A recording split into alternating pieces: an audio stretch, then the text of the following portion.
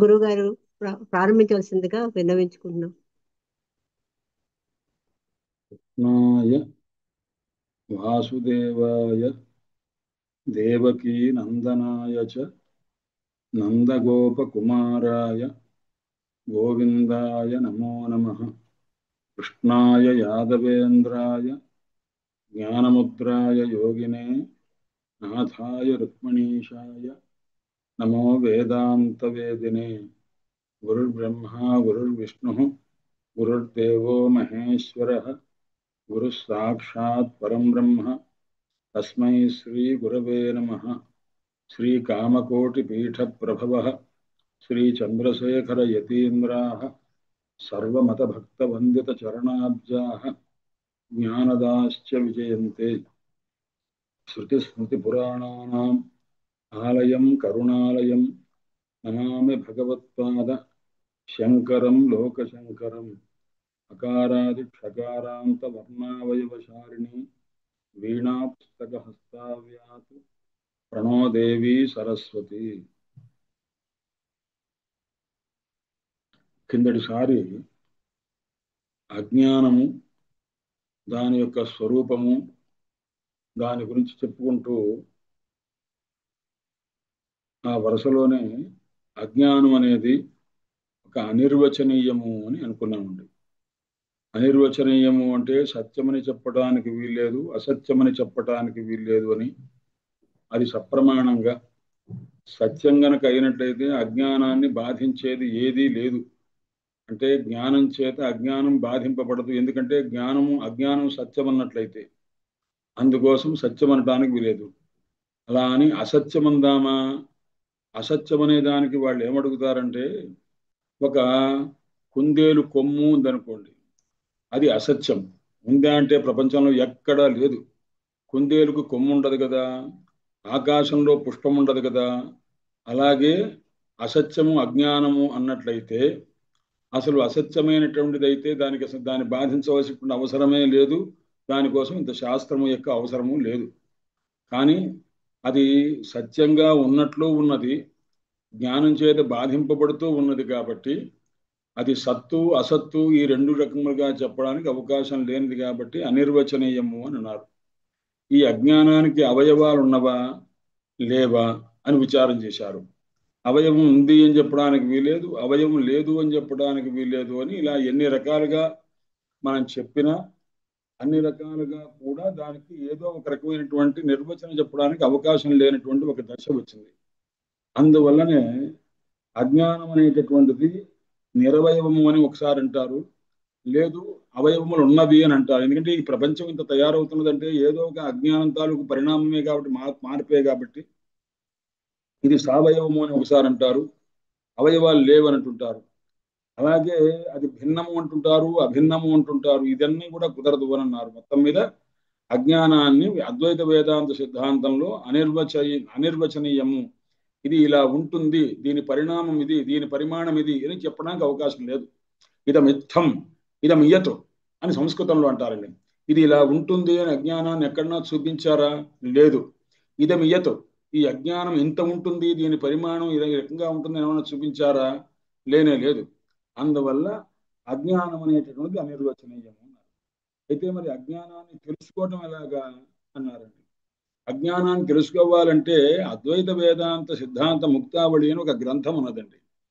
మన పెద్దలు ఎంత గొప్పవాళ్ళు అంటే మహానుభావులు, వేదాంతాన్ని ఒక్కసారి చెప్తే అర్థం కాదని అనేక మంది అనేక రకములుగా వాళ్ళ యొక్క ఉన్నటువంటి అనుభవాన్ని బట్టి కానీ, ఉపనిషత్తుల్లో అధ్యయనం చేసిన దాన్ని బట్టి కానీ, భాష్యమును అధ్యయనం చేసిన దాన్ని బట్టి కానీ ఎన్నో ప్రకరణ గ్రంథాలు రాశారు.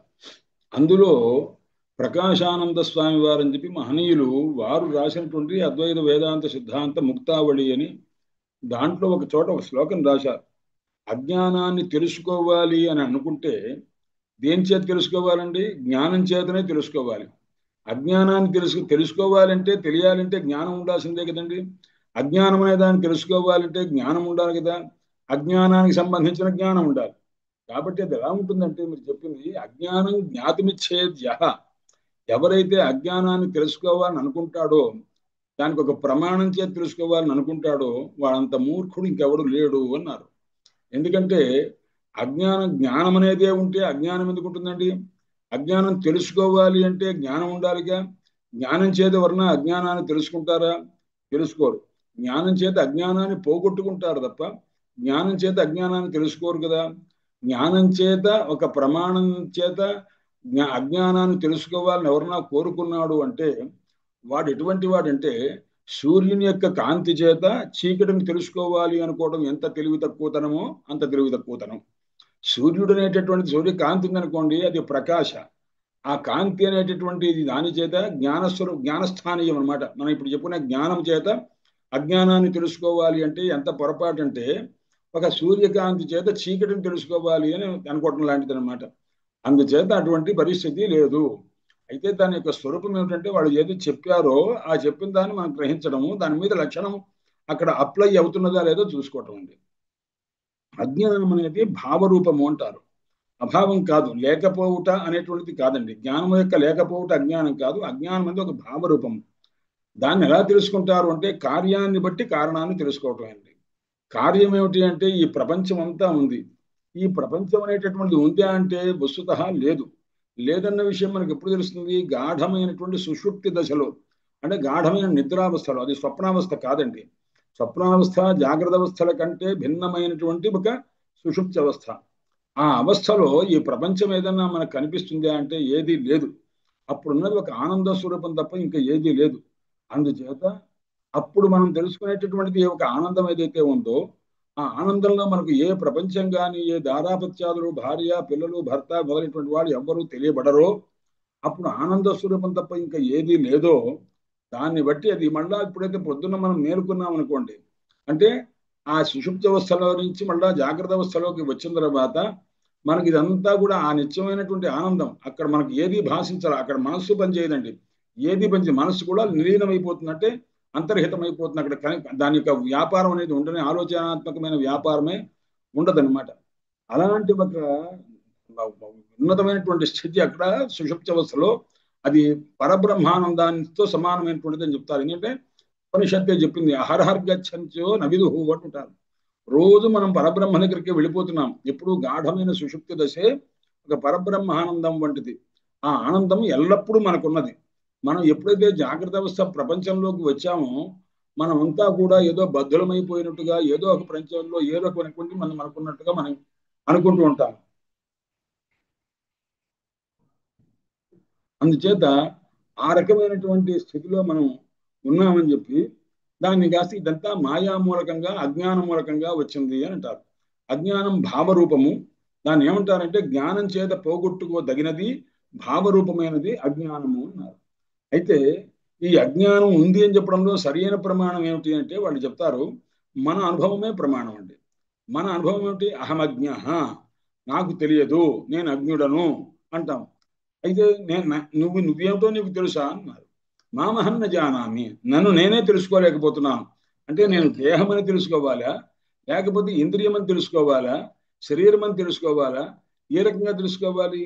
కాబట్టి నేను తెలుసుకోలేకపోతున్నాను. ఒక తత్వవేత్త దగ్గరికి వెళ్ళిన తర్వాత నీవంటే ఏమిటి అని అంటే, ఎందుకంటే రమణ మహర్షి వారు చెప్తుంటారు 40 శ్లోకాలు ఉన్నవని చెప్పి, అంటే ఉన్నది ఏమిటి అనేటువంటి తత్వం మీద చెప్తుంటారు. అలాగా మనల్ని మనం తెలుసుకోవాలి అనే విషయంలో మనకు ఏ రకమైనటువంటి అజ్ఞానం ఉన్నదో, అంటే ఆత్మస్వరూపాన్ని ఆవరించేటటువంటి ఒక అజ్ఞానం ఉన్నదనమాట. అందుచేత దీన్ని ఏమంటారు అంటే ఈశ్వరుని యందున్నదేమో మాయ, జీవుని యందున్నదేమో అవిద్య. భగవత్పాద శంకరులు ఈ అజ్ఞాన విషయంలో మాయ విషయంలో చెప్పున్నారండి. ఏమనంటే మాయ ఈశ్వరాశ్రితమై ఉంటుంది, ఈశ్వరాధీనమైంది. కిందటిసారి కూడా మనం చెప్పుకున్నాం. అందువల్ల ఇది అది ఈశ్వరుని దగ్గర ఉండేటువంటి మాయ ఎటువంటిది అంటే అది గొప్పదైనటువంటి శక్తి కలిగింది అనమాట. దేవాత్మ శక్తి అని అనేది మహారహస్యమైనటువంటిది. దేవుని యొక్క దివ్యమైనటువంటి శక్తి అది. అది త్రిగుణాత్మకమైనటువంటిది అంటారు. దాన్ని మాయ అని అంటారు. ఆ మాయ ఈశ్వరుని యొక్క అధీనంలో ఉంటుంది అని.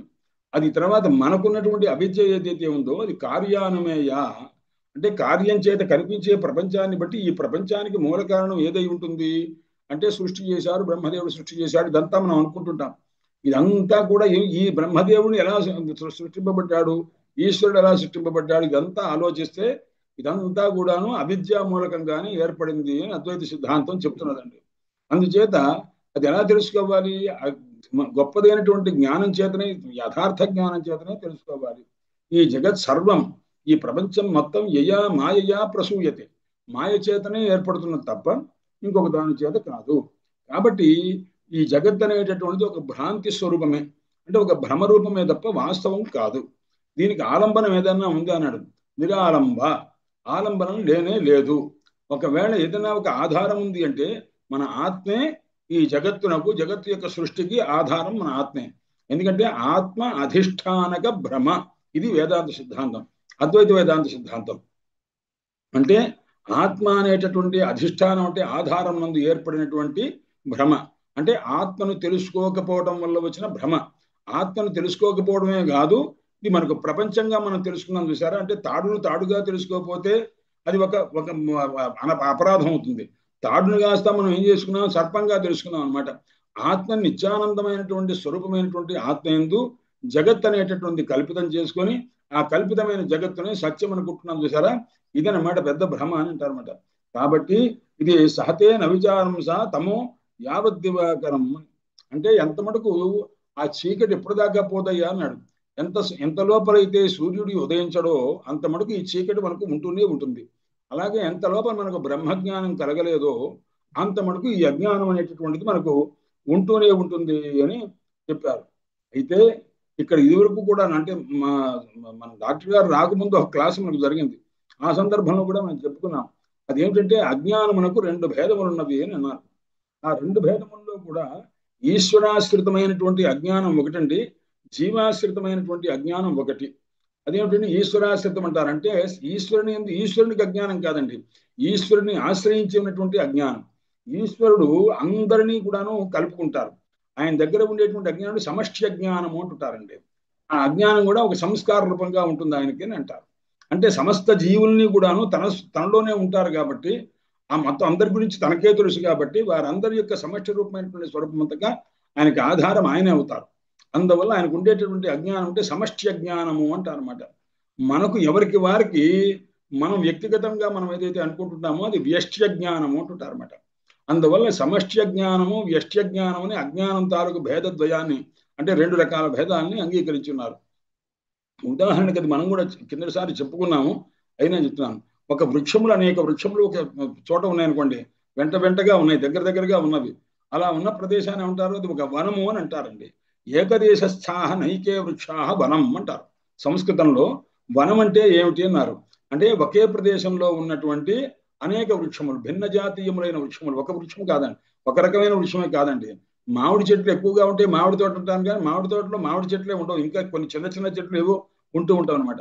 అలాగే ఒకే ప్రదేశంలో ఉన్న అనేక వృక్షముల యొక్క సముదాయాన్ని వనము అంటారు. ఇది మొత్తం కలిపి పేరండి. కానీ అక్కడ ఉన్నటువంటి, అక్కడ రావి చెట్టు ఉంది, మామిడి చెట్టు ఉంది, జామ చెట్టు ఉంది, దానిమ్మ చెట్టు, ఇలాంటి వేవేరు ఉన్నది. అది వ్యష్టి. విడివిడిగా మనం చెప్పామనుకోండి అది వ్యష్టి అవుతుంది అనమాట. వీటన్నింటికి కలిపి మనం ఒక పేరు పెట్టామనుకోండి అదేమవుతుంది, అది సమష్టి రూపంగా చెప్తే దానికి వనం అని పేరు అనమాట. వ్యష్టి రూపంగా చెప్తే విడివిడి పేర్లతో మనం చెప్తాము, అదే సమష్టిగా చెప్పేటప్పుడు వనము అంటారు అనమాట. అలాగే సమష్టికి ఆధారమైన స్వరూపం ఎవరయ్యా అంటే ఈశ్వరుడు. ఈ సమష్టి జీవులు అంటే 50 మంది జీవుల కింద ఉన్నటువంటి స్వరూపం అయితే ఉందో దానికి ఆశ్రయం ఎవరయ్యా అంటే, పూర్తి ఆధారం ఎవరయ్యా అంటే ఈశ్వరుడిని. అందువల్ల సమష్ట్యభిమాని అంటుంటారు అనమాట. వ్యష్ట్యభిమాని ఎవరయ్యా అంటే ప్రాజ్ఞుడు, అంటే జీవుడు అన్నటువంటి వాడు వ్యష్ట్యభిమాని అంటారు అనమాట. అయితే ఆ సమష్టి స్వరూపంతో ఉన్నటువంటి ఆ మహానుభావుడు ఈశ్వరుడు ఉన్నాడే, ఆయన ఏ స్వరూపంతో ఉంటారన్నాడు అంటే విశుద్ధమైనటువంటి సత్వప్రధానమైనటువంటి స్వరూపంతో ఉంటారు. అంటే సత్వగుణ ప్రధానమైనటువంటి స్వరూపంతో, తదుపహితమైనటువంటి, అపహితం అంటే దానితో కూడుకున్న, ఇది సుమారుగా అనాల్సిన మాట అండి. అటువంటి చైతన్యం అయితే ఉందో అది సర్వజ్ఞుడు అని అంటారు. అది కాకుండా కేవలం అందుకోసం చెప్తే సర్వజ్ఞ సర్వవితు అని ఈశ్వరుని గురించి చెప్పేటప్పుడు సర్వజ్ఞ, పరమాత్మ సర్వజ్ఞుడు అండి, ఆయన సర్వవేత్త అన్నారు. అదేమిటండి, సర్వజ్ఞుడు అన్నా ఒకటే అర్థం, సర్వవేత్త అన్నా ఒకటే అర్థం కదా అన్నారు. సర్వజ్ఞుడు అంటే సర్వులకు సంబంధించిన సాధారణ జ్ఞానం ఆయనకు ఉన్నది అని సర్వజ్ఞ అనే పదానికి అర్థం. సర్వవిత్తు అంటే అంతా తెలిసినవాడు, అంటే అందరి తాలూకు విశేషమైన స్వరూపం అంతా కూడా తెలుసు అని దానికి అర్థం. అందువల్ల సర్వజ్ఞ అనే దానికేమో అన్ని సాధారణంగా అన్ని తెలుసు, సర్వవిత్ అంటే అసాధారణంగా ఉన్న అన్ని విషయాలు కూడా సమస్తమైన వారి యొక్క విషయములు తెలుసు అని అర్థం. అందుచేత ఈశ్వరుడు సమష్టి స్వరూపమైనటువంటి వారై అఖిలమైనటువంటి యావత్ ప్రపంచమునకు కూడా కారణ స్వరూపులై ఉంటారు ఈశ్వరుడు. అందువల్ల ఈ కారణ స్వరూపం ఎటువంటిది అంటే ఆనంద ప్రచురం. ఆయనకు ఉండేటువంటి ఇన్ని రకములైనటువంటి అజ్ఞానంతో కూడుకున్నటువంటి ఈ జీవుల యొక్క సమష్టి స్వరూపముతో ఉన్నప్పటికీ కూడా ఆయనకి ఏమన్నా ఆనందం తక్కువ అన్నది. ఆనందం అనేటువంటి ఏనాడు తక్కువ లేదు. ఆనంద ప్రచురం. ఆయన నిత్యానంద స్వరూపులై ఉంటారు అని అంటారు అన్నమాట. అదే మన పరిస్థితి ఏమిటి అన్నారండి.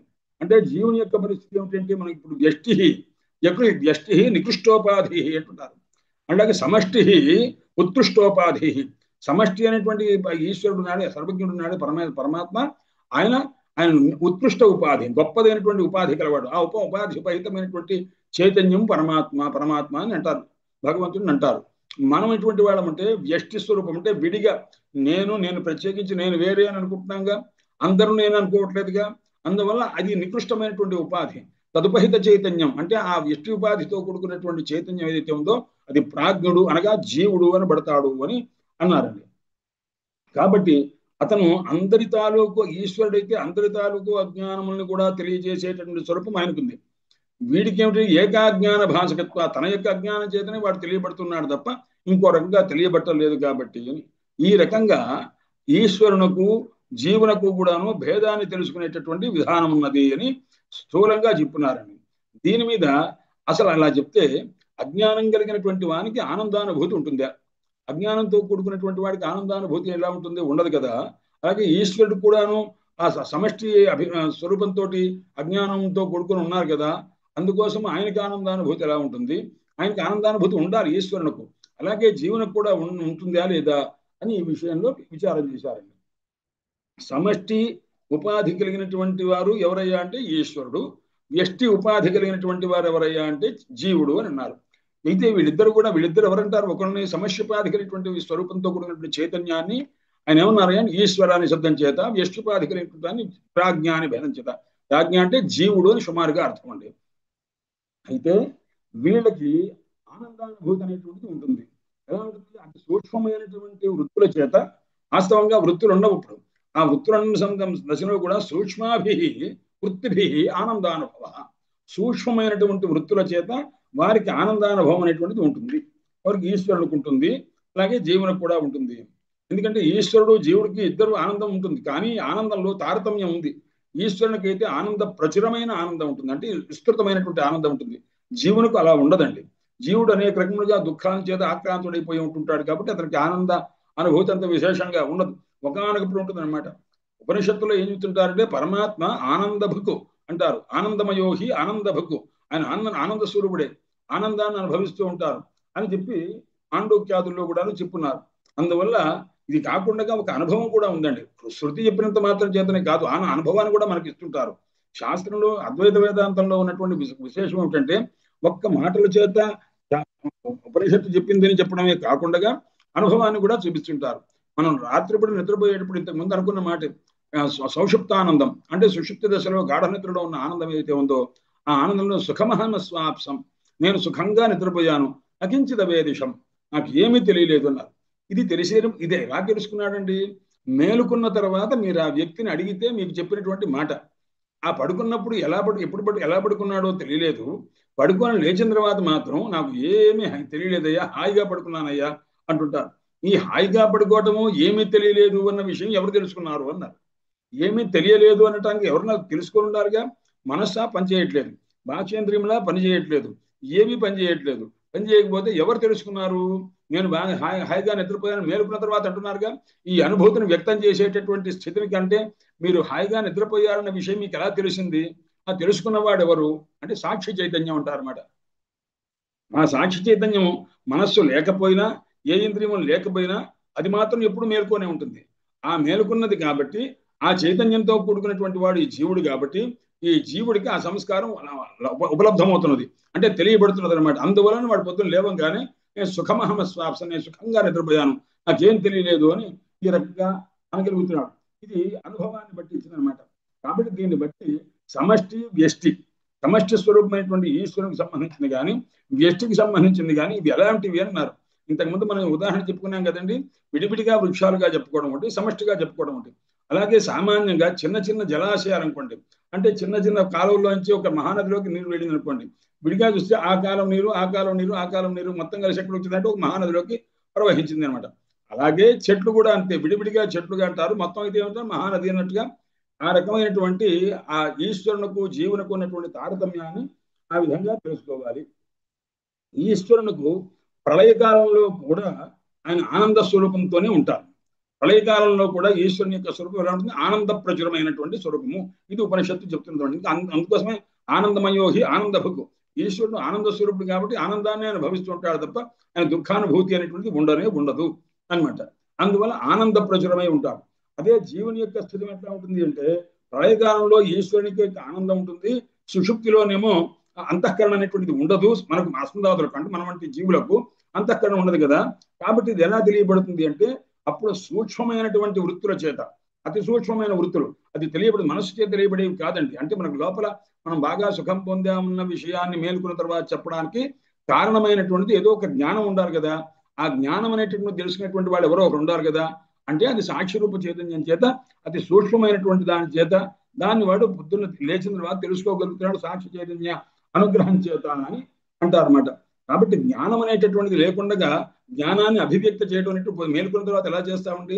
ఒక జ్ఞానం ఉంటుంది కదా, అది నైసర్గికం అనమాట. అంటే జీవనకున్న సహజమైన ఒక గుణం ఏంటంటే జ్ఞానం అనేది వాడికి నైసర్గిక గుణం. అది ఏం చేస్తుంది అంటే మన ఉదాహరణ ఎలా చెప్తారంటే అగ్నికి వేడితనం అనేటువంటిది ఏ విధంగా నైసర్గికం అంటే సహజమో, అలాగే జీవనకు జ్ఞానం అనేటువంటిది నైసర్గికం.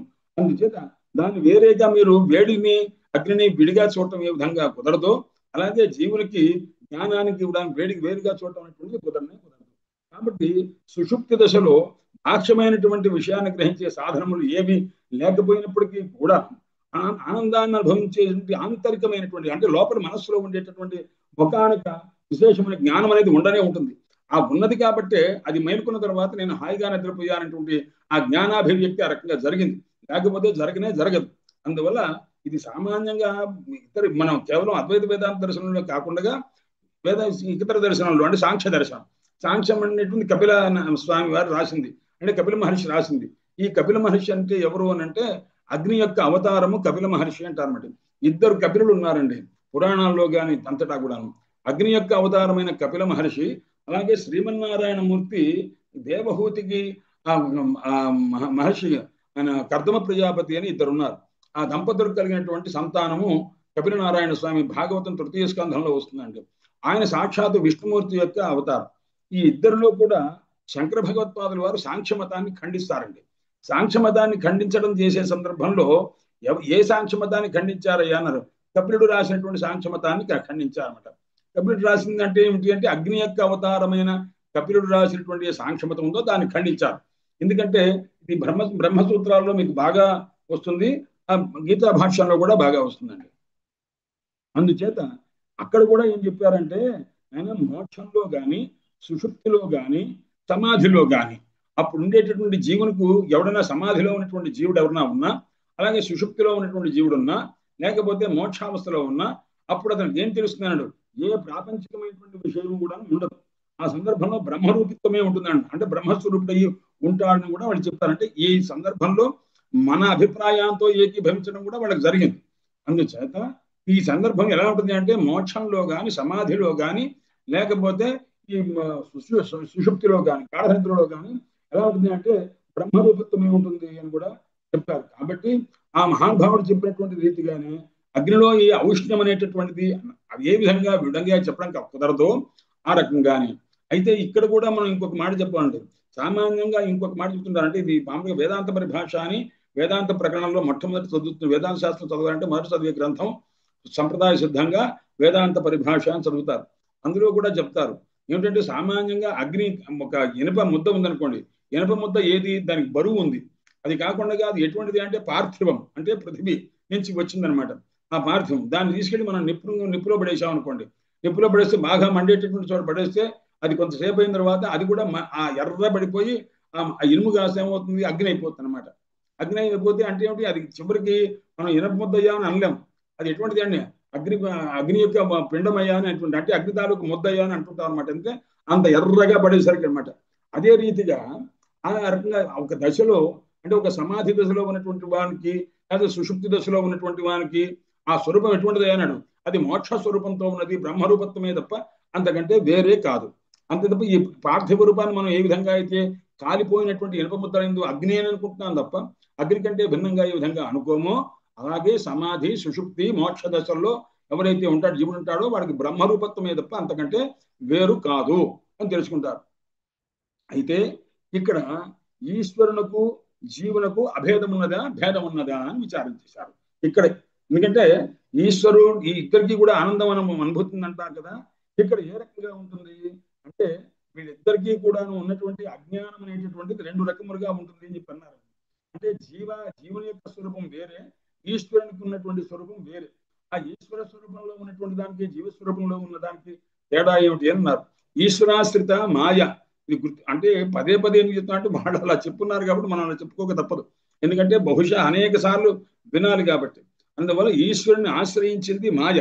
అంటే మాయాధిష్టాన చైతన్యం ఎవరయ్యా అంటే ఈశ్వరుడు. ఈశ్వరుని ఆశ్రయించింది మాయ. అలాగే అవిద్యోపహితుడైనటువంటి వాడు, అవిద్యతో కూడుకున్నవాడు ఎవడయ్యా అంటే జీవుడు. జీవుని ఆశ్రయించి ఉన్నది ఏమిటి? జీవుని ఆశ్రయించి ఉంటే జీవుని ఆక్రమించి ఉన్నది. అక్కడ ఈశ్వరుని ఆక్రమించి ఉన్నది కాదండి, ఈశ్వరుని చేతిలో మాయ అధీనమై ఉంటుంది అనమాట. అందువల్ల అవిద్య అధీనంలో ఉంటాడు జీవుడు అన్నవాడు. మనకు ఆయనకు ఉన్నటువంటి తేడా అది. మనం అవిద్యతో కూడుకొని ఉన్నాము, ఆయన ఈశ్వరుడు మాయను తన చేత పట్టుకొని ఉన్నాడు అంటే తన అధీనంలో పెట్టుకొని ఉన్నారు. అందువల్ల మనకేమిటి స్వవ్యామోహకరి అనే అవిద్య అంటారండి, పరవ్యామోహకరి మాయ అంటారు. మాయకు అవిద్య భగవత్పాద శంకరుడు సామాన్యంగా వేదాంత శాస్త్రం ఇదంతా చెప్తూ భాష్యాలు రాసినప్పుడు రెండు పదాలు ఎక్కువగా ఉపయోగించారు. మాయా అనేది ఉపయోగించారు, అవిద్య అని ఉపయోగించారు. ఈ మాయకి అవిద్యకి తేడా ఏమిటి అని అంటే మాయ అనేటటువంటిది ఈశ్వరాశ్రితం అని చెప్తూ దానికి ఇంకొక లక్షణం కూడా చెప్పారు పెద్దలు. ఏమని? పరవ్యామోహకరి మాయ. ఇతరులను వ్యామోహపరిస్తే దాన్ని మాయ అంటారన్నమాట. అందువల్ల ఏం మాయ చేశాడో మనకు అర్థం కాలేదురా అంటుంటాం. ఏదైనా ఒక అపూర్వమైనటువంటి దృశ్యం ఏదైనా చూస్తేనో మనం అనేటువంటి మాట అది మాయ చేశాడు అంటుంటాం. అంటే మనం మాయలో పడ్డామంటే ఆ చేసిన మాయకి మనం లోపడ్డాం అనమాట. అంటే ఈశ్వరుడు మాయను ప్రేరణ చేస్తే ఆ మాయకి మనం లోపడ్డాము, ఇది అనమాట. అంటే ఈశ్వరుని అధీనంలోనే మాయ ఉంది తప్ప ఈశ్వరుడు మాయ చేత మోహితుడు కాలేదు కదండి. అందుచేత మాయామోహితులు ఎవరు? జీవుడు. అందువల్ల మనం మాయామోహితులు అంటారు, ఆయన చేతిలో మాయ ఉందని. ఇది కాకుండా ఈ మాయ సంబంధం లేకుండా అజ్ఞానం చేత మనం బాధపడుతున్నాము. అజ్ఞానం ఏమిటి? పరమాత్మ స్వరూపాన్ని మనం పరమాత్మ స్వరూపమే, పరమాత్మ స్వరూపం లేదనుకొని మనం జీవులం అనుకొని మనం కష్టం అనుకోని అనుభవిస్తున్నాం అనుకొని మనం బాధపడుతున్నాం సరే, ఇది అజ్ఞానం తాలూకు స్వరూపం అన్నమాట. అజ్ఞానం అంటే ఏంటి? తెలియకపోవుట.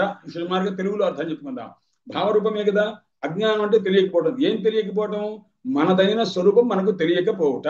మనదైన స్వరూపం ఏమిటి? నిత్యమైన సత్యమైన ఆనందమైన మన స్వరూపాన్ని మనం తెలుసుకోకపోతున్నది సరే, ఇదే అజ్ఞానం అన్నమాట. ఆ అజ్ఞానం వల్ల మనకు మన యొక్క స్వరూపం మనకు తెలియట్లేదు అనే విషయాన్ని చెబుతున్నారన్నమాట. అయితే ఏదైనా గొప్పది అంటే ఈ ఈశ్వర స్వరూపం కంటే జీవస్వరూపం కంటే విలక్షణమైనది. అంటే ఈశ్వరత్వం తెలియజేయాలంటే ఒక చైతన్యం ఉంటుంది, జీవస్వరూపం తెలియటానికి ఒక చైతన్యం ఉంటుంది. ఈ రెండింటి ఎందుకు కామన్ గా ఉండేది ఏంటంటే చైతన్యం అనమాట. ఈ ఈశ్వరత్వము జీవత్వము అనేటువంటిది ధర్మరూపంగా ఉపాధి ధర్మములుగా చెప్తున్నారు అనమాట. కాబట్టి ఈ ధర్మములు లేకుండా ఉన్నప్పుడు ఉన్నటువంటి ఒకే ఒక స్వరూపం చైతన్యం అనమాట. ఈ రెండింటికి కూడాను సాధారణంగా ఉండవలసిన చైతన్యం. చైతన్యం లేకపోతే కుదరదు. సర్వజ్ఞత్వం అనే ధర్మంతో కూడుకున్న చైతన్యము ఈశ్వరుడు, కించిజ్ఞత్వము అల్పజ్ఞత్వము అనే ధర్మంతో కూడుకున్నటువంటి వారు ఈ జీవుడు అని. కాబట్టి ఈ ధర్మములు ఎప్పుడైతే విడవబడ్డవో దాన్ని విడిచేశామో అప్పుడు ఉండే ఒకే ఒక్క స్వరూపం ఏమిటి అంటే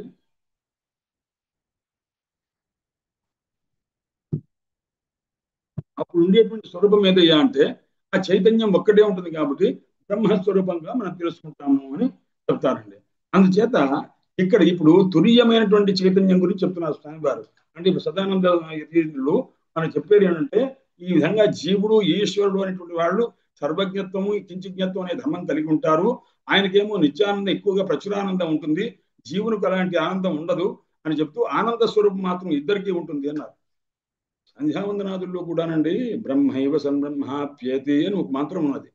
అని అర్ఘ్యప్రదానం ఇచ్చినప్పుడు ఉజ్జంతం స్తమ్యంతం ఆదిత్యం అభిధ్యాయన్ కుర్వన్ మనోవిద్వాన్ సకలం భద్రమశ్రుతే అని. అంటే ఉదయిస్తున్నటువంటి అస్తమిస్తున్నటువంటి ఉదయకాలంలో కానీ సాయంకాలంలో కానీ ఉదయిస్తున్నటువంటి అస్తమిస్తున్నటువంటి సూర్యుడిని ఎవరైతే ధ్యానం చేస్తారో, హృదయంలో ధ్యానం చేస్తారో, గాయత్రి మంత్రం చేత ప్రతిపాదింపబడే ఆ సూర్యతత్వాన్ని ఎవరైతే ధ్యానం చేస్తారో అభిధ్యాయన్ కుర్వన్ బ్రాహ్మడు విద్వాన్ సకలం భద్రమశ్నుతే అని. అంటే గొప్ప మంగళాన్ని పొందుతాడు.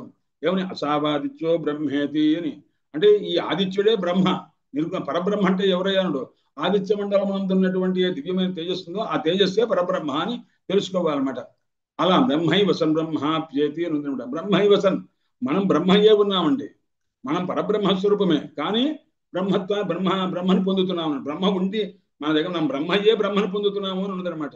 మనం బ్రహ్మను పొందడం ఏమిటండి? ఇక్కడ వేదాంత విచారం ఎక్కువ చేస్తున్నారన్నమాట. అందుకోసం చెప్తున్నాయి మాత్రం. బ్రహ్మైవసన్, తాను నేను బ్రహ్మనై ఉన్నాను, బ్రహ్మను పొందుట ఏమిటి అని అన్నాడు.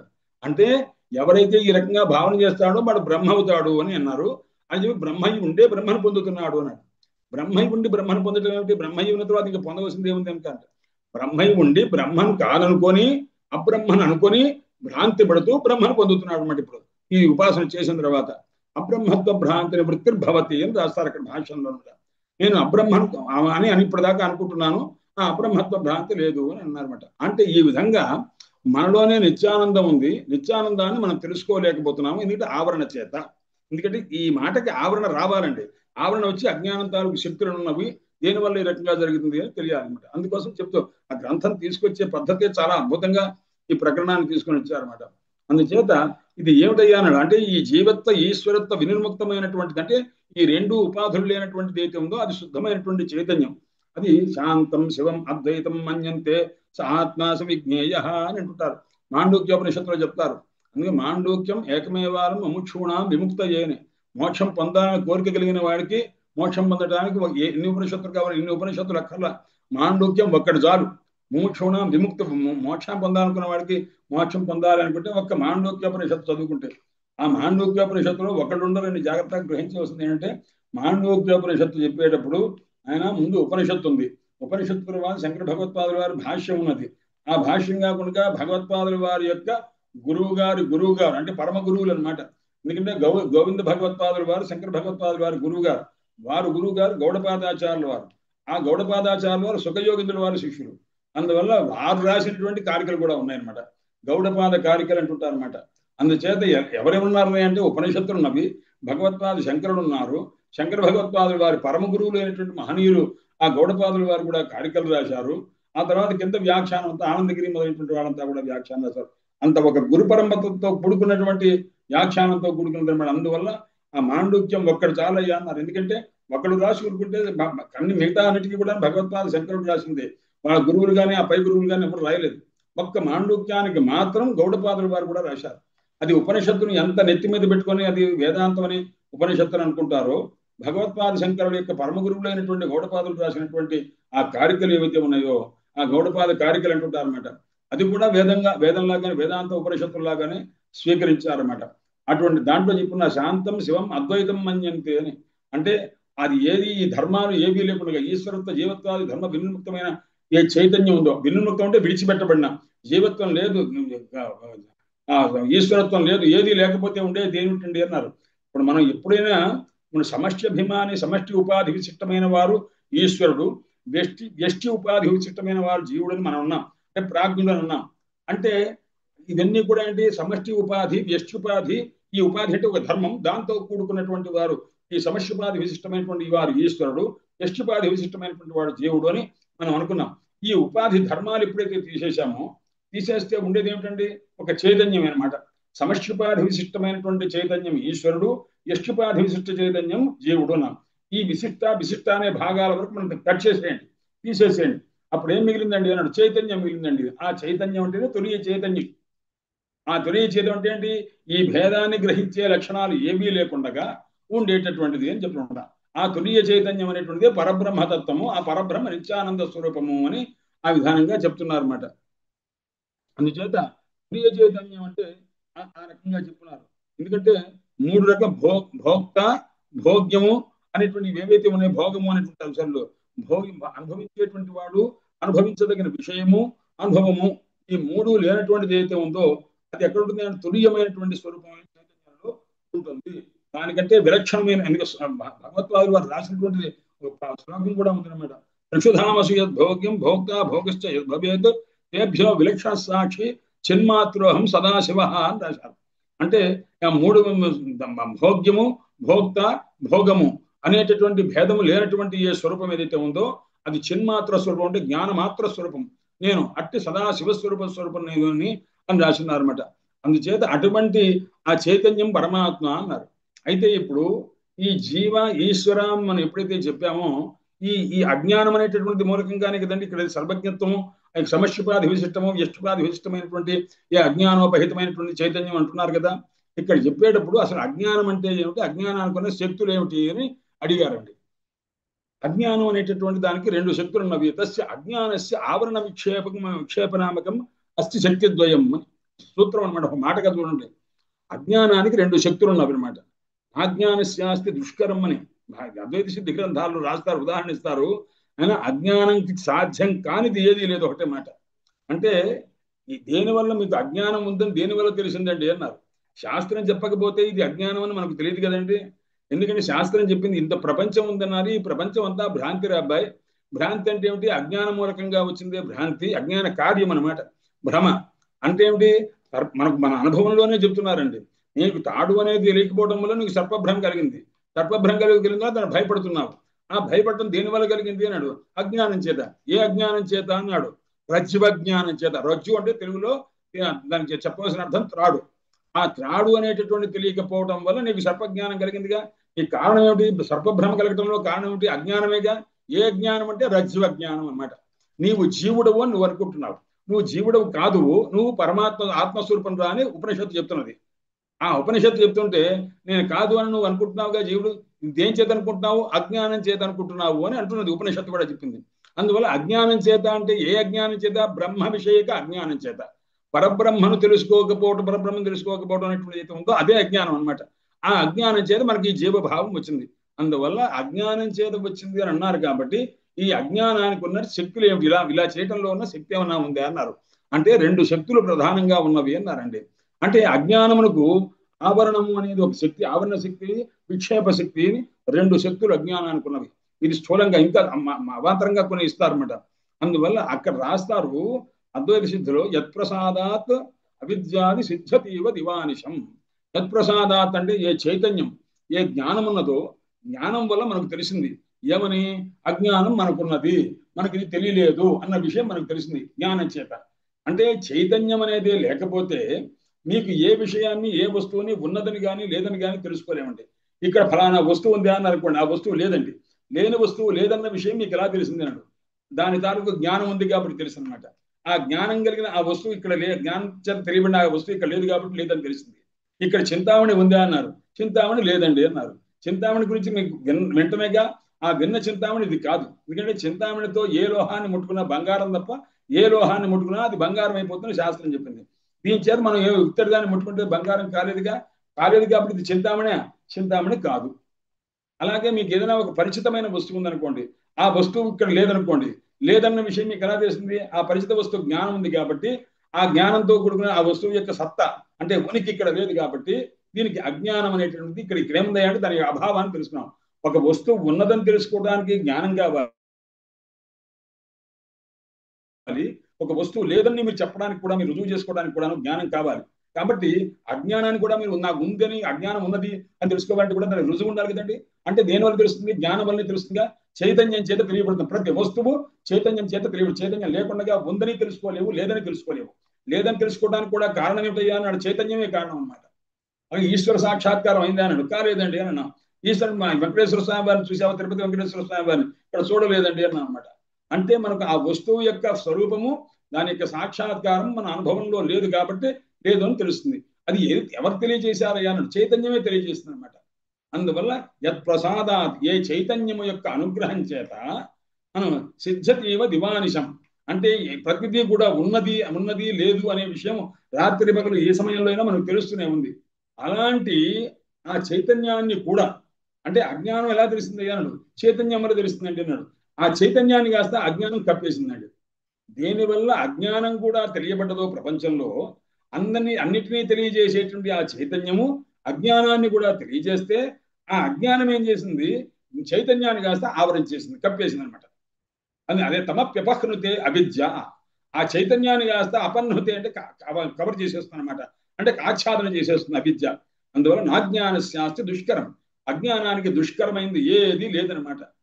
ఎంత ఆశ్చర్యకరమైంది మనకు తెలిసి మామూలుగా సాహిత్యంగా తెలుసుకుంటే ఓ దేనైనా సరే ఆవరించేస్తుందయ్యా అజ్ఞానం అని అనుకుంటాను తప్ప, చూడండి ఎంత గొప్పదైనటువంటి ఆనందమైనటువంటి స్వరూపాన్ని కలిగినటువంటి ఈ చైతన్యము, ఆ చైతన్యాన్ని కాస్త ఒక చిన్న అవిద్య వచ్చి కవర్ ఆపేసిందంటే ఎలా దాన్ని కవర్ చేసింది, ఆచ్ఛాదన చేసింది, మూసేసింది అయ్యా అన్నాడు. సూర్యమండలం ఉంది, పరిమితిని బట్టి సూర్యమండలం ఎంత అంటే ఎన్ని యోజనల విస్తీర్ణమై ఉందో. ఎందుకంటే ఇంత యావత్ భూమండలాన్ని ప్రపంచం మొత్తానికి కూడా వెలుగునిచ్చేటువంటి సూర్యమండలం ఏదో ఒక మైలు ఉందా, 2 మైళ్ళు ఉందా, మనకి కలిసి చూస్తే మనకు చాలా ఒక బింబ రూపంగా కొద్దిగానే కనిపిస్తుంది. మనం వెళితే కొన్ని వేల యోజనలు, లక్షల యోజన దూరం అంతా ఆ పరిమితిని బట్టి అంత దూరం వెళితే ఆ మండలం దగ్గరికి వెళితే దాని యొక్క పరిమితి మనం తెలుసుకోగలమా? సూర్యమండలం తెలుసుకోగలమా? భూమండలం కంటే ఆయామ విస్తారం అంతా కూడా ఎక్కువ ఉంటుంది కదా. అంత మండలాన్ని మనం తెలుసుకోవడం కష్టం కదా. కానీ అంత సూర్యమండలాన్ని కాస్త హఠాత్తుగా ఒక చిన్న మేఘం వచ్చి దాన్ని కప్పేస్తుందండి. కప్పేస్తే ఈ మండలాన్ని ఆవరించినటువంటి ఆ మేఘమండలం ఏదైతే ఉందో, సూర్యమండలాన్ని ఆవరించిన ఆ మేఘమండలం, మేఘం తాలూకు ముక్క ఏదైతే ఉందో అది సూర్యమండలం కంటే పెద్దదే అన్నారండి. పెద్దది కాదండి, అది చాలా చిన్నది. అది ఏం చేసింది? మన దృష్టిని కప్పేసిందండి. మన దృష్టిని కప్పేయడం ద్వారా సూర్యమండలం మనకు తెలియకుండా చేసింది. ఇది దానికి అర్థం. వేదాంత శాస్త్రంలో చెప్తున్న మాట అనమాట.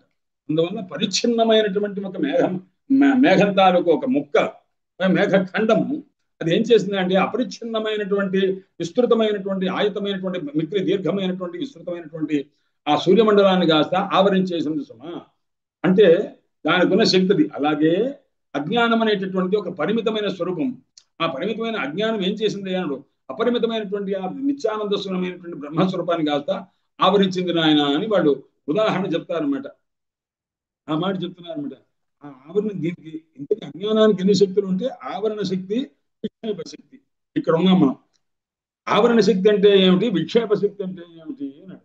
అంటే ఆవరణ శక్తి అంటే ఇప్పుడు మనం ముందు చెప్పుకుంటే మేఘం అనేటటువంటిది అల్పమైనది అయినప్పటికీ కూడా అధికమైన విస్తృతమైనటువంటి ఆ సూర్యమండలాన్ని ఆవరించి చేస్తుంది. ఆవరించడం అంటే ఏమిటి? దాన్ని కప్పేస్తుంది కాదండి, అది మనకు కనపడకుండా చేస్తుంది. మన నయనపథగోచరం అంటే మన కళ్ళకి కనిపించకుండా చేస్తుంది అనమాట. అది దీన్ని ఏమంటారో ఆవరణ శక్తి. అంటే సూర్యమండలాన్ని తెలుసుకోకుండా చేసేటువంటి శక్తి ఏదైతే ఉందో దాన్ని ఆవరణ శక్తి. అది దేనికి ఉంది? అజ్ఞానానికి ఉన్న శక్తి ఆవరణ శక్తి అనమాట.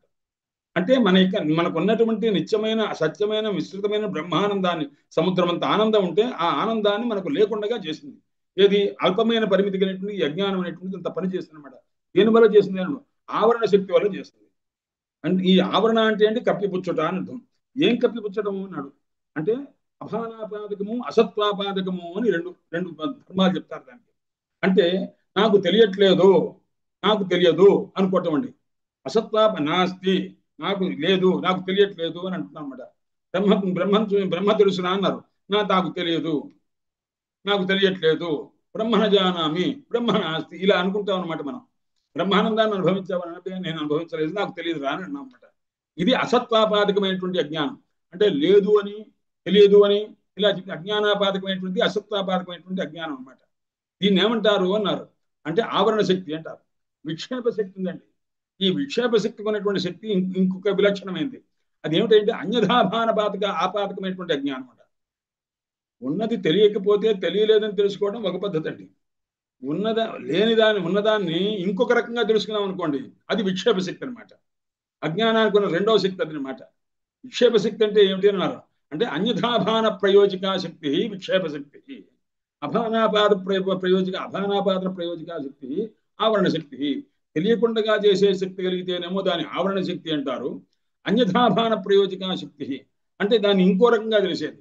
బ్రహ్మను బ్రహ్మగా తెలియనివ్వదు, బ్రహ్మను ప్రపంచంగా తెలియజేసింది అనమాట. మనకు పరబ్రహ్మ ఆత్మస్వరూపం, బ్రహ్మ అంటే ఆత్మ, ఆత్మస్వరూపాన్ని ఆత్మస్వరూపంగా తెలుసుకోకుండా చేసింది ఆవరణ శక్తి. ఈ ఆత్మస్వరూపాన్ని ప్రపంచంగా తయారు చేసింది విక్షేప శక్తి అనమాట. ఈ అజ్ఞానానికి ఉన్న రెండు శక్తుల వల్ల కలిగినటువంటి అనర్థ పరంపర ఇదనమాట మనకు కలిగింది అనమాట. కాబట్టి మనం ప్రపంచం సత్యం అనుకునేట్టు చేసింది, ఆ తర్వాతనేమో అభానం మనకు ఆత్మస్వరూపాన్ని తెలియకుండా చేసింది. దీని ఏంటి? ఎందుకంటే ఆ ప్రపంచంలో తాదాత్మ్య భ్రమ కలగజేసింది అనమాట. ప్రపంచం అంటే నాదే ప్రపంచం, నేనే ప్రపంచం అని ఈ రకంగా అనుకుంటున్నాగా, నేను అనుకుంటాంగా, నా చేతులు కాళ్ళు అని ఈ రకంగా అనుకున్నట్టుగా ప్రపంచం నేను చూశాను, నాదే, ఈ ప్రపంచంలో ఉన్నాం కదా మనం అంతా అనుకుంటున్నాం కదా. దీని ఒక తాదాత్మ్య భ్రమ, దీన్ని లేకుండా ఇంకేది లేదు అనేటువంటి పద్ధతిలోకి వచ్చామే. ఇది ఇది ఈ విక్షేప శక్తి వల్ల కలిగేటటువంటిది అని చెప్పి అన్నారన్నమాట. దానికి ఉదాహరణ అదే చెప్తున్నారన్నమాట. ఘనఛన్న దృష్టి ఘనఛన్న మర్కం యథా సత్య యథా మన్యతే నిష్ప్రభంచ అతిమూఢ అన్నాడు. మూఢుడు అనలేదండి, వాడికి ఒక డిగ్రీ పెంచారన్నమాట. అతిమూఢ అన్నాడు. ఆంచి మూఢుడు అనమాట. ఆ సంస్కృతంలో గొప్ప గొప్ప పదాలు ఉంటాయి. మూఢుడు అంటే మోహాన్ని పొందిన వాడిని మూఢుడు అంటారు. రామాయణంలో రాస్తారు రావణాసురుడు సీతమ్మ తల్లిని ఆమెతో మాట్లాడుతూ అశోకవనంలో ఎందుకు ఆ మూఢుడైనటువంటి రాముడిని నువ్వు సేవిస్తావు అని అంటారన్నమాట. మూఢ అంటే తిట్టు అర్థం వస్తుంది కదండి, అందుకోసమని ఆ తిట్టు అర్థం కాకుండా మా ప్లస్ ఊఢ ఇజ్ ఈక్వల్ టు మూఢ అని అవుతుందన్నమాట. మా అంటే లక్ష్మీదేవిని ఊఢ పెళ్లి చేసుకున్నవాడు, ఆయన్నే కోరుకుంటావేమిటి అని ఒక అర్థం వస్తుందన్నమాట. అందులో మూఢ అనే దానికి ఒక నిందార్థం వచ్చినట్టుగా ఒకానొక సందర్భంలో ఒక మంచి విశిష్టమైనటువంటి అర్థం కూడా వస్తుంది. సామాన్యంగా మా ప్లస్ ఊఢ అంటే సంస్కృతం ఏమిటంటే మూఢానికి గుణసంధి రావాలి కదా అంటారు, కానీ రాదు. మా ప్లస్ ఊఢ అన్నప్పుడు మూఢ అని కూడా అవుతుంది అని కూడా వ్యాకరణాన్ని బట్టి ఇంకో వ్యాకరణాన్ని బట్టి చెప్తారన్నమాట. అందుచేత లక్ష్మీదేవిని వివాహం చేసుకున్న మహావిష్ణువు ఆయన ఎందే ఎందుకమ్మా నీకు ప్రీతి, కొడుకు లాంటి నా మీద నీకు అభిమానం లేదా అని అడగటం అనమాట. అంటే రావణాసుడి పాత్రని కూడాను రామాయణంలో ఎక్కడా కూడా నిందగా దుర్మార్గుడుగా అలా చిత్రీకరించలేదు. రావణ పాత్ర ప్రవేశం దగ్గర నుంచి చివరిగా రావణ సంహారం దాకా కూడా అంత గొప్పగా రావణాసుడిని హైలైట్ చేస్తూ అంటే గొప్పవాడిగా. అయితే రావణాసుడు చేసిన తప్పు ఏమిటి అని అంటే దానికి ఒకటే సమాధానం. ఒక కొడుకు తల్లిని కాస్త నాన్నగారు అడవి పెడుతున్నారు కదా, నీకేం సంబంధం అమ్మా, నువ్వు వచ్చేసి నా దగ్గర ఉండు అని అన్నాడు కొడుకు. అంటే కొడుకు లాంటి భక్తుడైనటువంటి రావణాసుడు అన్నాడు. అంటే లేదు రాబాయ్, భర్తతోటి నా యొక్క జీవితం ఉండాలి, నేను అలా ఉండను అని చెప్పి అన్నదనమాట. అన్నా సరే బలాత్కారంగా తీసుకొచ్చారు. అందువల్ల రావణాసుడిని అతృప్తి అనమాట, అంటే ఒక అసంతుష్టి, అందువల్ల కోపం, అది కారణం అని చెప్పి అంటారు అనమాట. అందువల్ల రావణాసుడు దుర్మార్గుడు కాదు, ఈ రాక్షసులంతా బాధించడం అంటే ఏమిటి, ఈయన సమర్థించేవాడు.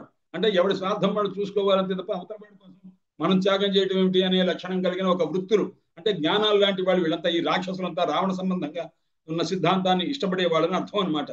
ఇలా ఒక వేదాంత రామాయణం ఒక రామాయణం ఉన్నదండి. ప్రత్యేకించి రామాయణాన్ని వేదాంతపరంగా ఎలా సమన్వయం చేసుకోవాలి ఇలాంటి పద్ధతి. అందువల్ల శిరోమణి రామాయణానికి ఒక వ్యాఖ్యానం, ఆ వ్యాఖ్యానంలో రాస్తారు రావణాసుడిని ఎక్కడా కూడా నెగిటివ్ దుర్మార్గుడు అనేటువంటి భావంతో రాయరు. అలా రాయకుండా వాడిని జాగ్రత్తగా తీసుకొచ్చి, ఎందుకంటే మనకు సామాన్యంగా ఆ మహనీయుడైన హిరణ్యకశిపుడు హిరణ్యాక్షుడు అయిన తర్వాత వాడు చనిపోయిన తర్వాత రావణ కుంభకర్ణుడుగా పుట్టినప్పుడు వాళ్ళకి ఆ సెన్స్ ఉందన్నమాట. అంటే మనం మహావిష్ణువు యొక్క సనకాది మహర్షుల చేతిలో మనం శాపం పొందాం కాబట్టి మనం ఈ జన్మ తర్వాత ఈ తర్వాత శిశుపాల సంతోపుడు కాబట్టి మనం కాస్త వైకుంఠాన్ని వెళ్ళిపోతామని ఉందన్నమాట. మనం ఏమీ పెద్ద సెన్స్ గట్టిగా పనిచేయరు. మనమే నువ్వు వస్తావని ఎందుకు నేను ఎక్స్పెక్ట్ చేశాను, నాకు సిక్స్త్ సెన్స్ చెప్పింది అంటుంటారు అనమాట. అసలు సెన్సే లేదు. మనం వాస్తవంగా వేదాంత సిద్ధాంతంలో మనకు బుద్ధి ఉంటే మనం ఇలా ఎందుకుంటామండి, పరమాత్మ స్వరూపాన్ని తెలుసుకుంటాంగా, అలా లేదుగా. అందుకోసం మనకే పెద్ద సిక్స్త్ సెన్స్ దాకా, అంటే ఉన్నది 5, ఆ 5 కూడా సరిగ్గా పనిచేసి ఎడవు, అది కూడా విపరీతార్థాన్ని చేసుకుంటావి. దీంట్లో మనం అంతా ఏం చేస్తున్నాం, సిక్స్త్ సెన్స్ పెడతాం. కానీ మనకే ఇలా ఉంటే పరమాత్మ దగ్గర నిరంతరం ఉన్నటువంటి జైవిజయులకు సంస్కారం ఉండదండి, ఉంటుందిగా. అందువల్ల వాళ్ళు ద్వేషులు కాదు అని వ్యాఖ్యాత యొక్క అభిప్రాయం. అలా రాశారు. అద్భుతమైనటువంటి వ్యాఖ్యానం అది.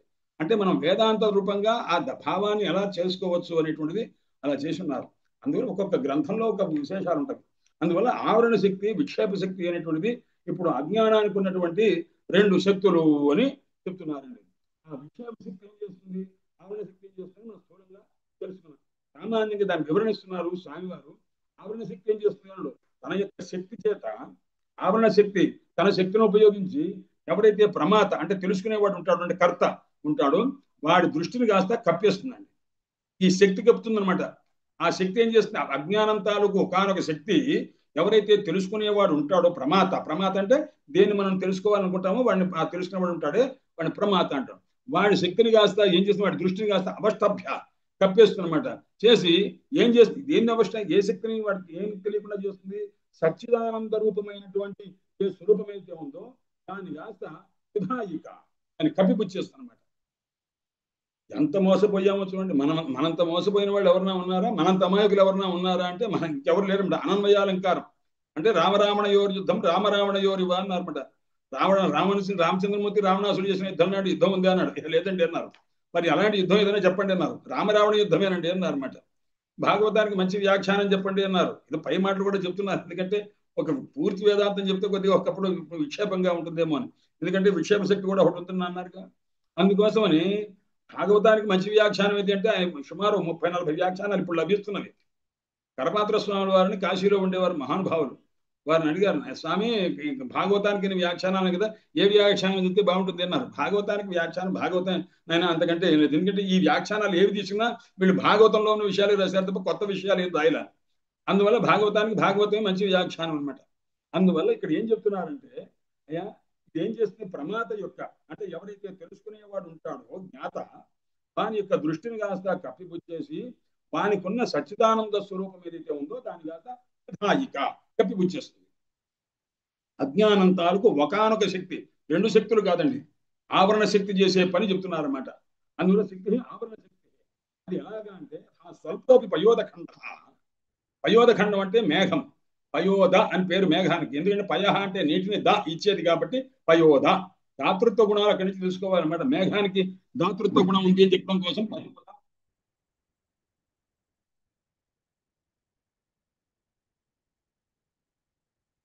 అందువల్ల ఆ పయోదఖండం అంటే మేఘఖండం అనేటటువంటి ఏం చేస్తుంది అన్నాడు, దానికి మనకు ఎదురుగుండగా ఉండి మనకు అంతకంటే కూడాను అనేక వేల కోట్ల రెట్లు ఎక్కువగా ఉన్నటువంటి సూర్యమండలాన్ని కప్పిపుచ్చేస్తుంది. అంటే మేఘం ఏం చేస్తుందంటే మన కళ్ళను కప్పేస్తుంది. మన కళ్ళు చాలా చిన్నవిగా, మేఘఖండం కంటే చిన్నవిగా. అది ఏం చేస్తుంది అంటే మన కళ్ళ దగ్గరకు వచ్చేసరికి మన కాస్త ఆచ్ఛాదం చేస్తుంది.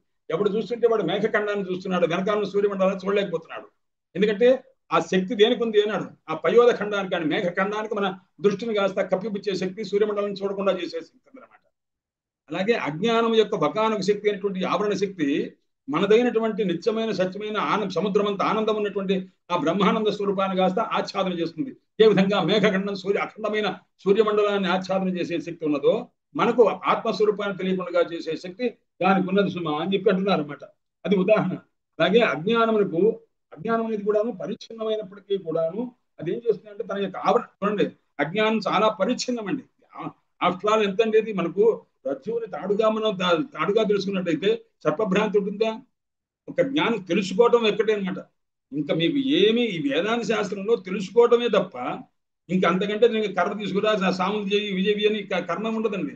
కర్మ సంబంధమే లేదనమాట. అంతే తెలుసుకోవటమే అనమాట. ఇది సత్యము అని ఆత్మ అని తెలుసుకోవటమే. దీనివల్ల నీకు ఆనందం కలుగుతుంది. ఇది ఆత్మ అని తెలుసుకోలేదు, దీనివల్ల నీకు దుఃఖం ఉందన్నమాట. తెలుసుకోవటం మీద ఆధారపడదు తప్ప ఇక దేని మీద ఆధారపడలేదు. కాబట్టి కావలసింది ఏమిటి అంటే తెలివి ఒకటి కావాలన్నమాట. ఆ తెలివి కావాలంటే ఎవరు ఉండాలని అంటే శాస్త్రం కావాలి. శాస్త్రం చెప్పే గురువు ఉండాలి. దీని మీద ఇంత ఆ ఎక్విప్మెంట్ అంతా పెరిగిందనమాట. దానివల్ల అది కావాలంటే ఆ శాస్త్రం చదువుకోవాలంటే ఉండాలి, నిత్యానిత్య వస్తు వివేకం ఉండాలి, యహాముత్రార్థ పరభోగ విరాగం ఉండాలి, సాధన సంపత్తి ఉండాలి, సమాధి షట్క సంపత్తి ఉండాలి. ఇవన్నీ చెప్తున్నారు అనమాట. అందుచేత ఇవన్నీ కూడా ఎప్పుడు వచ్చినాయండి, ఇది రావాలంటే ఇది తెలుసుకోవాలంటే ఎంతో సులభం అనమాట. ఒకప్పుడు ఒక మహానుభావుడు మంత్రోపదేశం చేశారు కొంతమంది శిష్యవర్గానికి. మంత్రం చెయ్యంగానే నాయన నీకు మోక్షం వచ్చిందిరా అన్నారు. ఓహో, ఈ మంత్రం ఒక్కసారి చెప్పంగానే మోక్షం వచ్చిందన్నారు. వచ్చింది నాయన అన్నారు.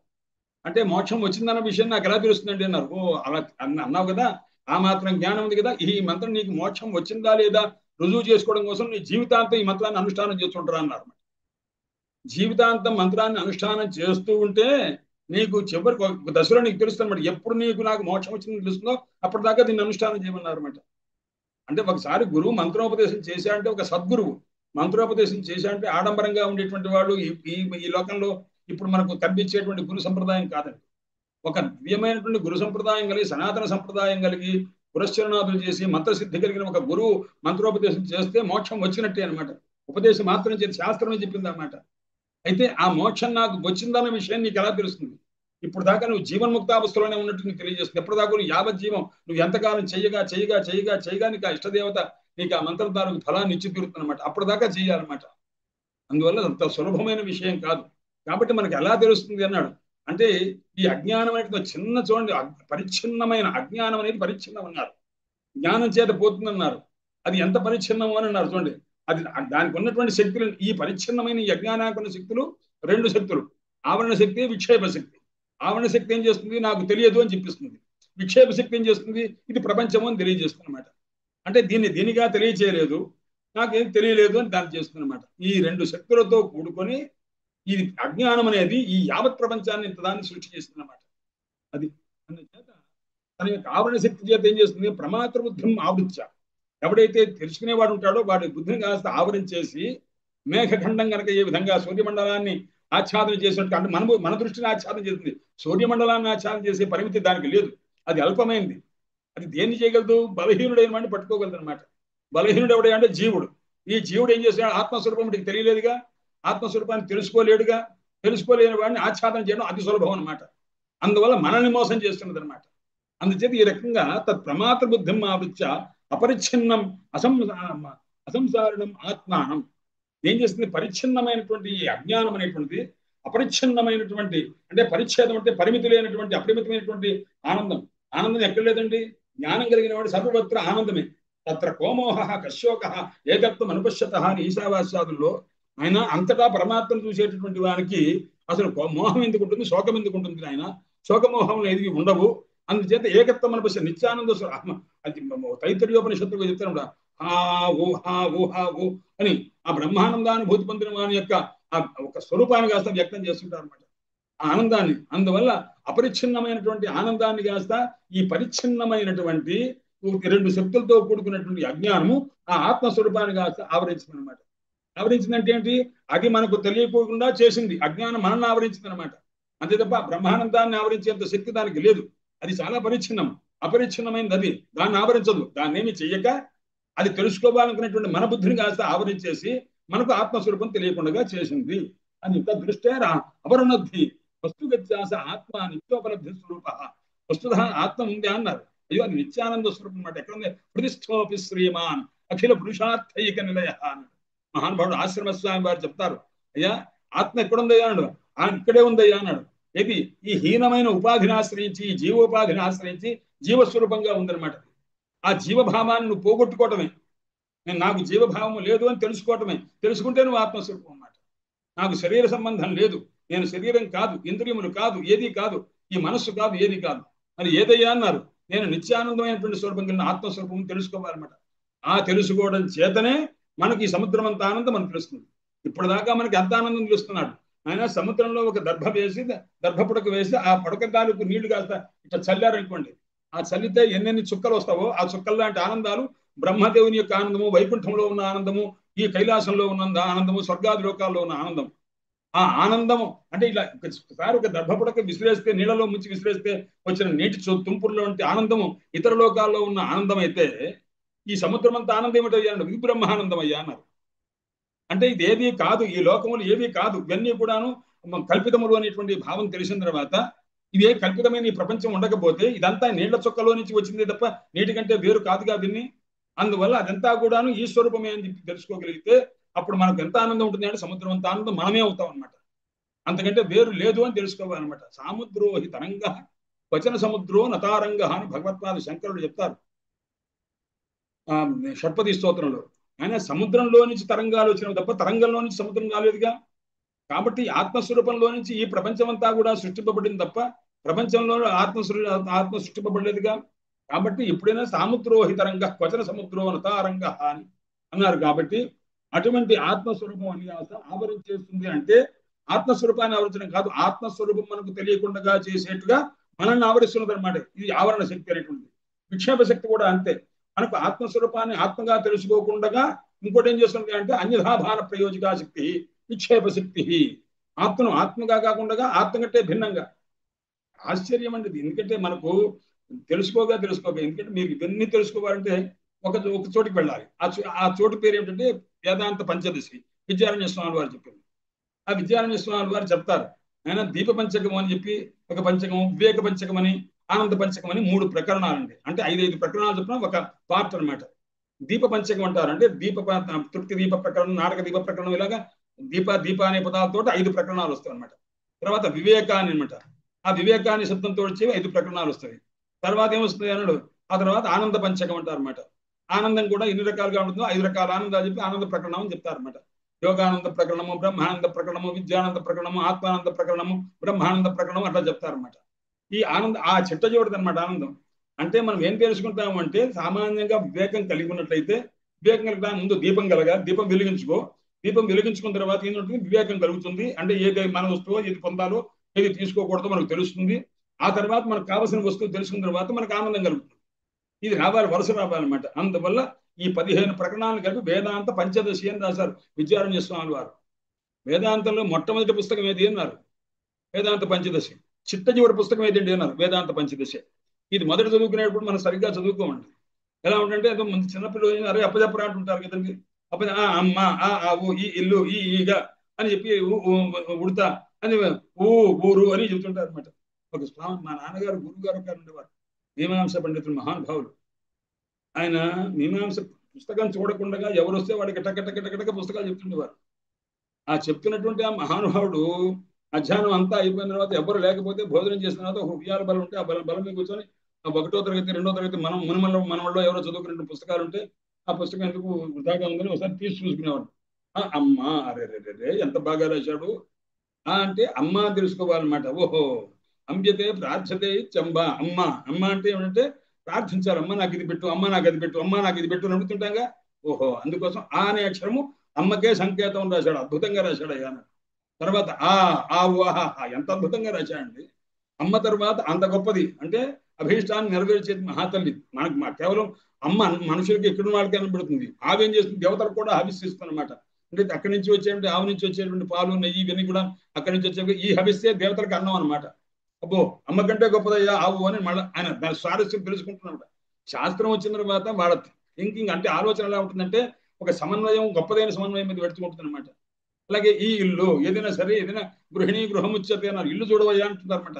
ఇల్లు ఉందంటే ఒక ఇల్లాలు ఉంటుంది ఖచ్చితంగా. ఆ ఇల్లుని చూస్తే ఇల్లాలను చూడక్కర్లే. ఇల్లు చాలా నీట్ గా ఉందా, ఇల్లాలు అద్భుతంగా చేసుకుని తెలుస్తుంది. బాగా లేదా అని కాస్త నిర్లక్ష్యంగా ఉంటుందని తెలిసిపోతుంది అనమాట. అందువల్ల ఇల్లు కావాలి అంటారు.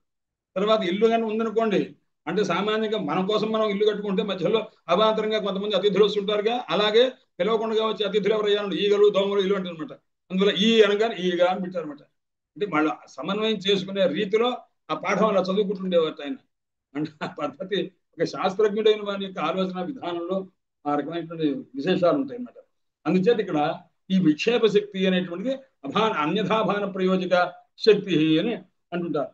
ఆ విక్షేప శక్తి ఏం చేస్తుంది అన్నారు ఆయన చెప్తారు. మరి చూడండి, బ్రహ్మణ ప్రకృతి స్థావర పర్యంతస్య అఖిల నామరూపాత్మక జగత సముత్పాదికా శక్తి విక్షేప శక్తి. చూడండి, బ్రహ్మదేవుడు మొదలు ఈ రాళ్ళు గుట్టలు ఇలాంటివి అంత మటుకు ఉన్నటువంటి యావత్ ప్రపంచాన్ని కూడాను కలగజేసే శక్తి అనమాట. నామరూపాత్మక ప్రపంచం అనమాట. దానికి ఒక పేరు ఉంటుంది, దానికి ఒక రూపం ఉంటుంది. ఇది అనమాట ఇలాంటి ప్రపంచాన్ని తయారు చేస్తుంది. ఇది ఆత్మస్వరూపంలో నుంచి తయారు చేస్తుంది. ఆత్మస్వరూపాన్ని ఆత్మగా తెలుసుకొని ఇవ్వకుండా అనాత్మ స్వరూపంగా తెలుసుకునేట్టు చేసి ఆ అనాత్మ స్వరూపమే ఇదంతా కూడాను ప్రపంచం అంతా అదే సత్యం అనేట్టుగా చేస్తుందన్నమాట. ఇది విక్షేప శక్తికి ఉన్న శక్తి. ఆవరణ శక్తి ఏముందంటే అది పరబ్రహ్మ స్వరూపాన్ని తెలియకుండా చేస్తుంది. పరబ్రహ్మ స్వరూపాన్ని కప్పేస్తుంది అన్నారు. పరబ్రహ్మ స్వరూపాన్ని కప్పేట్లా పరబ్రహ్మ స్వరూపాన్ని మనం తెలుసుకోకుండా మన దృష్టిని కప్పేస్తుంది. అది కదండి. మేఘఖండం ఏం చేస్తుంది? సూర్యమండలాన్ని ఆవరించలేదుగా. సూర్యమండలాన్ని చూద్దాం అనుకున్న మన దృష్టిని కాస్త ఆ నయన పథంలో మనకు ఆ మేఘఖండమే కనిపించేట్టు చేస్తుంది. సూర్యమండలం కనిపించకుండా చేస్తుంది. ఇది ఆవరణ శక్తి యొక్క లక్షణం. ఆ రకంగా చేస్తుంది విక్షేప శక్తి యొక్క లక్షణం ఇది. ఆవరణ శక్తి యొక్క లక్షణం ఇది సుమా అని చెప్పారు. అయితే ఈ శక్తి ద్వయములు కలిగినటువంటి అజ్ఞానంతో కూడుకున్న చైతన్యం ఏదైతే ఉందో అది ఏమిటయ్యా అన్నాడు. చూడండి, ఇక్కడ నుంచి శక్తి ద్వయం అంటే ఏమిటి? 2 శక్తులు, ఆవరణ శక్తి, విక్షేప శక్తి. ఈ రెండు కలిగింది ఏదైతే ఉందో అజ్ఞానం. ఆ అజ్ఞానోపహితమైనటువంటి చైతన్యం ఏదైతే ఉందో ఆ చైతన్యం అంటే జీవ చైతన్యం కానీ ఈశ్వర చైతన్యం కానీ ఏదైనా తీసుకోండి. అది ఏమిటవుతుంది అంటే స్వప్రధానతయా నిమిత్తం సోపాధి ప్రధానతయా ఉపాదానంచ భవతి. అజ్ఞానం అనేటటువంటిది అభిన్న నిమిత్తోపాదానం అంటారండి. నిమిత్తము ఉపాదానం అంటే అజ్ఞానం అనేటువంటి అజ్ఞానోపహితమైనటువంటి చైతన్యం అవుతుందంటే అది సామాన్యంగా అది నిమిత్తోపాదానము అంటారు. నిమిత్తము ఉపాదానము. ఉపాదానం అంటే సమవాయి కారణం అంటారు. ఇది కొద్దిగా శాస్త్రీయమైన మాట, సులభంగా మనం చెప్పుకుందానండి. అంటే ఉపాధి ప్రధానంగా చెప్పిన దాన్నేమో ఉపాదానం అంటారు, ప్రధానంగా చెప్తేనేమో నిమిత్తము అంటారండి. అంటే ఒకటి నిమిత్తం అవుతుంది, ఒకటి ఉపాదానం అవుతుంది. కాబట్టి నిమిత్తము ఉపాదానము అదే అవుతుంది కాబట్టి నిమిత్తోపాదానము అంటారు. అభిన్న నిమిత్త ఉపాదానం. నిమిత్తమే అభిన్నంగా ఉపాదానం అవుతుంది, ఉపాదానమే నిమిత్తంగా అభిన్నం అవుతుంది. ఉపాదానం అంటే ఏమిటంటే సమవాయి కారణం ఉంటారు. ఇది తర్కంలో వస్తుంది. సమవాయి కారణం అంటే ఏమిటి? దానిలోనే ఉంటుంది, దానికి కార్యములకు కారణమై ఉంటుంది అనమాట. ఉదాహరణకి ఒక కొండ ఉందనుకోండి. ఈ కొండ ఎక్కడుంది అనడు అంటే మట్టి ముద్దలతో తయారైంది కదా కుండ.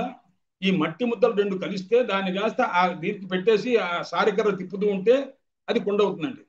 కాబట్టి ఇక్కడ ఉపాదాన కారణం ఉంటారండి. అంటే కుండకు ఉపాదాన కారణం ఏంటంటే కుండలోనే ఉండి కుండతోనే ఉంటుంది సారా. కుండ ఇది లేకుండా కుండ తయారవుదే, దాన్ని ఉపాదాన కారణం అంటారండి. దీన్ని ఉపాదాన కారణం అంటే ఏమిటంటే ఏది లేకుండా ఆ కార్యం ఏర్పడదో, ఏ కార్యము ఆ కారణాన్ని అంటిపెట్టుకొనే ఉంటుందో అది ఉపాదాన కారణం. అందువల్ల దీని ఉపాదాన కారణం ఉన్నారు. ఇదే ఏమవుతుంది, నిమిత్తం కూడా అవుతుందండి. నిమిత్తం అంటే ఏమిటి, సుమారుగా మనకు ఒక కర్ర తిప్పుతూ ఉండాలండి కుండ తయారవ్వాలంటే. ఆ కర్ర లాంటిది నిమిత్త కారణం అంటారు. ఇప్పుడు ఏమిటంటున్నారంటే ఈ ప్రపంచం మొత్తానికి అభిన్న నిమిత్తోపాదాన కారణం అంటుంటారు. అదే నిమిత్త కారణం అవుతుంది, అదే ఉపాదాన కారణం అవుతుంది అని అన్నారు. అంటే ఆత్మ అనేటటువంటిది అయితే ఉందో సంసారమునకు నిమిత్తము నిమిత్తం అవుతుందా లేకపోతే కారణం అవుతుందా అన్నారు. ఈ ప్రపంచం మొత్తానికి కారణం ఏమిటన్నా అభిన్న నిమిత్తోపాదాన కారణం అంటుంటారు. ఇదే నిమిత్తము ఇదే ఉపాదాన కారణము అని అన్నారు. అంటే నిమిత్త కారణం ఎలా తెలిసింది అన్నారు. ఉపనిషత్తుల్లోనే చెప్తారు. అంటే ఈ రెండు కారణాలు దానికి ఉన్నవి. ఆత్మకి ఈ సంసారాన్ని గురించి కారణం ఏదయ్యా అంటే ఆత్మే కారణం. ఆత్మ ఏం కారణం అయ్యా అన్నాడు. నిమిత్త కారణం అన్నాడు. నిమిత్త కారణం కూడా అవుతుంది. కూడా అంటే ఇంకేమవుతున్నాడు, ఉపాదాన కారణం కూడా అవుతుంది. ఉపాదాన కారణం అంటే ఇది లేకుండా అది ఉండదనమాట. ఇది కారణమై ఉంటుంది. అంటే ఏదో ఒక రకంగా నిమిత్తంగా ఉంటుంది. నిమిత్తం అంటే కారణమే, అది కార్యంతో ఉండదండి. అంటే ఇప్పుడు ఘటం తయారైపోయింది అంటే కొండ తయారైపోయిన తర్వాత మట్టి కలిసి కొండ ఉంటుంది, కానీ మట్టి అనే కర్ర లేకుండా కర్రతో కలిసి ఉండదు కదా, కుండ ఉండదు కదా. అందువల్ల అది ఆ కార్యం పుట్టడం వరకు ఉండి అది పక్కకి తప్పిపోతుంది అనమాట. అది నిమిత్త కారణం. కార్యంతో పాటు కార్యంలోనే ఉంటూ ఉంటుంది నిమిత్త అది సంవాయ కారణం, ఉపాదాన కారణం అనమాట. అందువల్ల ఈ ఆత్మ అనేటటువంటిది ఈ సంసారాన్ని గురించి అభిన్న నిమిత్త కారణము, అభిన్న ఉపాదాన కారణం, అభిన్న నిమిత్తోపాదాన కారణం అని అంటున్నారన్నమాట. అది ఎలాగా అంటే ముందు ఇది నిమిత్త కారణం చెప్పడానికి ఒక శృతి వాక్యాన్ని ఉదాహరణ ఇచ్చారు. తత్సృష్ట్వా తదేవాను ప్రావిశతు అనమాట. పరమాత్మ జగత్తును సృష్టించి జగత్తులోనే ప్రవేశించారు అన్నారండి. జగత్తును సృష్టించి జగత్తులోనే ప్రవేశించారు అంటే తత్సృష్ట్వా, పరమాత్మ జగత్తును సృష్టించి తదేవ ఆ జగత్తులోనే ప్రవేశించారు అన్నారు. ఇలా చెప్పిన దాన్ని బట్టి ఏమవుతుందండి, ఆ కార్యమంతా కూడా ఆ ప్రపంచమంతా కూడా ఆయనలో ప్రవేశించారంటే ప్రపంచమంతా తాను ప్రవేశించారు. అంటే ప్రపంచమంతా తానై ఉన్నారు. ప్రపంచమంతా తానై ఉన్నారంటే కుండలో కుండ అనేటటువంటి తయారైంది అంటే మట్టి అంతా కుండలోనే ఉంది కదండి. అందువల్ల మట్టి ఏమైంది, సమవాయిక ఉపాదాన కారణం ఇదనమాట. పరమాత్మ కూడా ఇప్పుడు ఏమయ్యారు, తత్సృష్ట్వా తదేవ అనుప్రావిశతు అంటే ఆ ప్రపంచాన్ని సృష్టించి ప్రపంచంలో తాను ప్రవేశించారు అన్నారు. అంటే ప్రపంచం అంతా తాను అయ్యి ఉన్నారు అనమాట. కాబట్టి మొత్తం ప్రపంచం అంతా ఎలా చూడవచ్చు అంటే పరమాత్మ భావన చేతి చూడవచ్చు. అలా చూడకుండా ఉన్నది సరే ఇది అజ్ఞానం. ఆ అజ్ఞానం వల్ల మన ప్రపంచం అనేది సత్యం అనిపిస్తుంది. ఇదంతా కూడా మిగతాదంతా కూడా ఇది సత్యంగా అనిపించే ఆత్మస్వరూపం సత్యంగా తెలియట్లేదు అనమాట.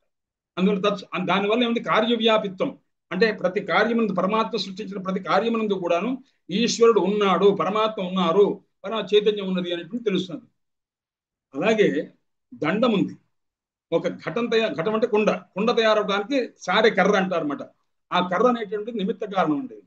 అందువల్ల అది మాత్రం ఘటం వ్యాపించి ఉండదు. అంటే ఘటం ఉన్న చోటల్లా అది ఆ ఘటం కర్రతో కూడి కనిపించదు అనమాట. అది నిమిత్త కారణమైంది అన్నారు.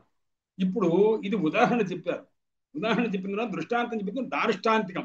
ఈ దృష్టాంతాన్ని బట్టి మనం దేనిలో అప్లై చేసుకోవాలి, ఆత్మలోనే ఇదంతా అప్లై చేసుకోవాలన్నమాట. అలాగే నిత్యమైనటువంటి చైతన్య స్వరూపం ఆత్మ. ఈ ఆత్మ ఉపాదాన కారణమా నిమిత్త కారణం అన్నారు. ఎందుకు చెప్పినట్టుగానే నిమిత్త కారణం అవుతుంది, ఉపాదాన కారణం అవుతుంది. ఉపాదాన కారణం అంటే ఏం చెప్పామండి, మట్టి కుండలకు ఆ ముద్ద ఏదైతే ఉందో, మట్టి ఏదైతే ఉందో అది ఉపాదాన కారణం. కుండ తయారవడంలో మట్టి ఉపాదాన కారణం. మట్టి లేకుండా ఉండదు. కార్యం తయారైనా కానీ ఆ మట్టిని అంటి పెట్టుకునే ఉంటుంది అనమాట. అందుకోసం ఆ కార్యంలో ఖచ్చితంగా కారణం ఉండి తీరుతుంటారు. కారణ గుణ కార్యే సంక్రామంతి అంటుంటారు అనమాట. కారణంలో ఉన్న గుణములు కార్యమునందు ఉంటవి, సంక్రమిస్తవి అని చెప్పి దానికి అర్థం. ఎందుకంటే నల్ల దారాలతో బట్ట తయారు చేయాలంటే తెల్ల బట్ట రాదు కదండి. కారణం ఏది, నల్ల దారాలేగా. నల్ల దారాలతో నేస్తే బట్ట ఏమొస్తుంది, నల్ల బట్టే వస్తుందిగా. కారణ గుణములు కార్యముందు సంక్రమించడం, ఇది వాడు చెప్పిన మాట అనమాట. అందుకోసం లోకంలో ఈ శాస్త్రం చదువుకున్న తర్వాత ఏంటంటే వాడికి దృష్టి అనుకోండి, వాడి దృష్టి కంటే వాళ్ళ నాన్న కూడా అటువంటి వాడు కాబట్టి వాడికి ఈ బుద్ధి వచ్చింది అంటుంటారు. అంటే కారణం అంటే వాడి తండ్రి, వాడిని తిట్టాలన్నమాట. వాడిని తిట్టాలనుకున్నప్పుడు కారణ గుణ కార్య సంక్రాంతి, వీడు కూడా అట్టగే తయారయ్యాడు అని అంటుంటాం. ఆయన మంచి బుద్ధిమంతుడు అనుకోండి, ఆయన మహా జ్ఞాని కాబట్టి ఆ కుమారుడు కూడాను అలా తండ్రిలా ఉన్నాడు, కుమారుడు కూడా అంత బాగా తయారయ్యాడు అని ప్రశంసగా కూడా చెప్పుకుంటారు. అదే కారణ గుణ కార్య సంక్రాంతి అయినప్పుడు నిందగా చెప్పుకోవడానికి అవకాశం వస్తుంది. కొన్ని ఉదాహరణలో ప్రశంసగా చెప్పుకోవడానికి కూడా ఉదాహరణ వస్తుంది.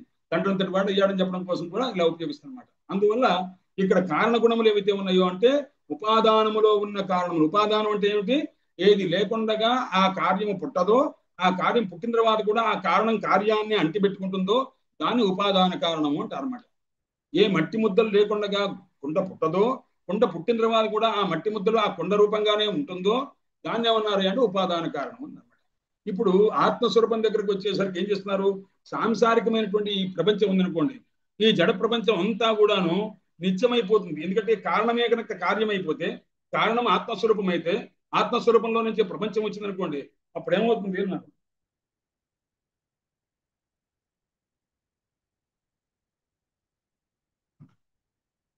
అందుకోసమని ఆ రకంగా అవుతుంది. నిమిత్త కారణం ఆ రకంగా ఉంటుంది కాబట్టి కారణ గుణాలు దీనికి వస్తామంటే కారణం నిత్యమైన ఆనందం అయితే, పరమాత్మ స్వరూపం అయితే, ఈ కారణములు కార్యమైన దాని ఎందుకు కూడా రావాలి కదా అని ఒక ప్రశ్న వేశానండి. అందుచేత నిత్యత్వం చేతనత్వం ఉపపద్యేత ఇది ఉభయోహన కతరదపి సంభవతి ఇది అనమాట. ప్రపంచాన్ని గురించి ఆత్మ నిమిత్త కారణము కాదు, ఉపాదాన కారణం కూడా కాదు అని ముందు శంక చేశారండి. శంక చేస్తే దానికి ఒక ఉదాహరణ చెప్పారు. లూతా కీటం అంటారు. ఇది మీకు ఉపనిషత్తుల్లో కూడా వస్తుందండి. దాంట్లో ఏమిటంటే లూత అంటే సాలెపురుగు.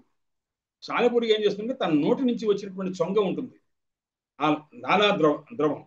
ఆ ద్రవంలో నుంచి ఏం చేస్తుంటే తంతువులను తయారు చేస్తుంది, అంటే దారాన్ని తయారు చేస్తుంది. దారాన్ని తయారు చేసి ఒక గూడు కట్టుకుంటుంది. ఆ గూడు కట్టుకుని గూడులో తాను బంధింపబడుతూ ఉంటుంది అనమాట. గ్రహించారుగా? లూతాకీట. లూతాకీటం అంటే సాలెపురుగు తన యొక్క లాలాద్రవంలో నుంచి దారాన్ని తయారు చేసి ఆ దారం ద్వారా ఒక గూడు తయారు చేసుకొని ఆ గూడులో తాను ఉండి దానిలో బంధింపబడిపోతుంది అనమాట.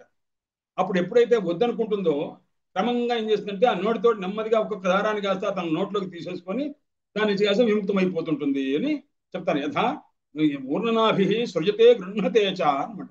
ఊర్ణనాభి అంటే ఉంటారు అనమాట. ఊర్ణనాభి అంటే లూతాకీటం అంటే సాలెపురుగు. అది ఏం చేస్తుంది అంటే తన యొక్క నోట్లో నుంచి వచ్చిన సొంగ ద్వారా తన సృజతే దారాన్ని సృష్టిస్తుంది. గృహతేచ అదే మళ్ళా లయం చేయాలంటే కూడా దానికి కాస్త నోట్లో నుంచి నెమ్మదిగా లాగేసుకుంటుంది అనమాట. ఆ విధంగానే ఇక్కడ ఏమిటంటే చైతన్యమైనది పరమాత్మ సారా అది రెండు రకములైనటువంటి రీతిగా ఉంటుంది. అంటే దాని స్వరూపాన్ని చెప్తున్నాడు. లూతాకీట తంతు కార్యం ప్రతి స్వప్రధానతయ. దాని నుంచి తంతువులు కాబట్టి అంటే ఆ లూతాకీటం దానికి చొంగ, ఆ ద్రవ్యము అంటే ద్రవరూపంగా ఉన్నటువంటి వస్తువు అది తంతువులుగా తయారు చేస్తుంది, అంటే దారాలుగా తయారు చేస్తుంది. ఆ రకంగా నిమిత్తం అవుతుంది. స్వప్రధానతయ నిమిత్తం, శరీర ప్రధానతయ ఉపాదానం భవతి. అంటే తను ప్రధానంగా ఏమవుతుంది? నిమిత్తం అవుతుందండి లూతాకీటం. అది కాదు తన శరీరం ఏమవుతుంది? తన శరీరంలో నుంచేగా వచ్చింది ద్రవము, ఇది వచ్చి దారమైంది, అది ఉపాదానం అవుతుంది అనమాట. అంటే ప్రధానంగా ఉండేటప్పుడేమో నిమిత్త కారణమైంది, తన శరీరంలో నుంచే వచ్చి ప్రధానంగా ఉన్నట్లయితే అది ఉపాదానమైంది అనమాట. మట్టి ముద్దగా ఉన్నప్పుడేమో అదేమైంది? ఉపాదానమైంది. కర్ర రూపంగా ఉన్నప్పుడేమో అది నిమిత్త కారణమైంది. అలాగే ఇక్కడ ఏమిటి అంటే లూతా అంటే సాలెపురుగు చేసేటువంటి